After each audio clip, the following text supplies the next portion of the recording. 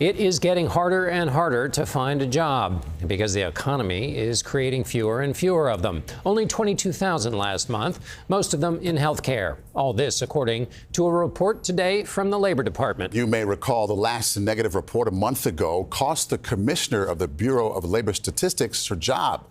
The president fired her, leaving it to the acting commissioner to preside over today's report, which also shows unemployment ticking up to 4.3%, the highest since 2021. The weak jobs numbers mean there is a stronger chance the Federal Reserve will lower interest rates later this month, which the president has been demanding.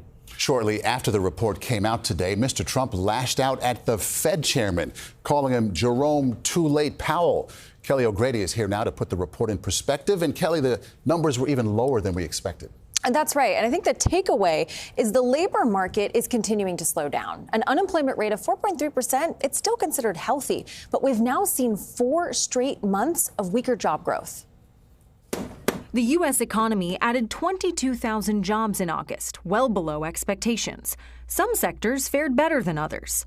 Healthcare and social services continued to grow, while the government and manufacturing sectors lost jobs. Manufacturing is down 78,000 total jobs this year.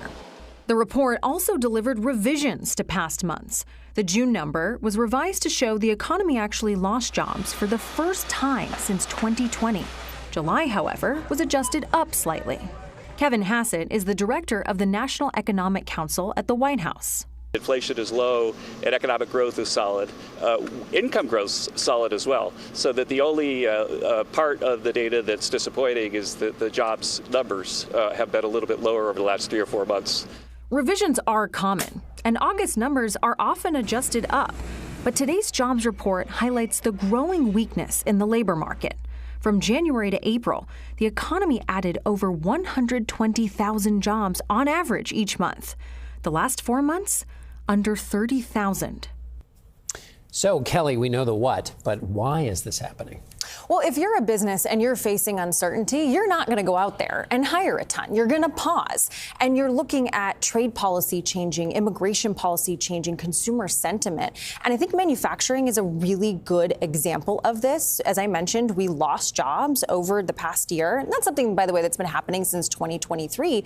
But you have manufacturers right now faced with tariffs on steel and aluminum, which are big inputs. And so they're saying, well, I'm not going to go hire a ton when I've got costs going up. I will note, though, we haven't seen mass firings, and that's a really important point. I don't want people to panic right now. We heard the president blasting Jerome Powell once again today. How do we expect the Fed to react to today's news? They get a green light to cut come September. And I think Chair Jerome Powell is going to face questions of, did you wait too long to cut? And you saw some of the uneasiness in the market today. It sort of shot up when investors were saying, oh, we're going to get a rate cut because of this jobs number. But then that uneasiness, the investors that I'm talking to are saying, maybe we should have a bigger cut than a quarter point. Maybe we waited too long. We shall see. Kelly O'Grady, thank you.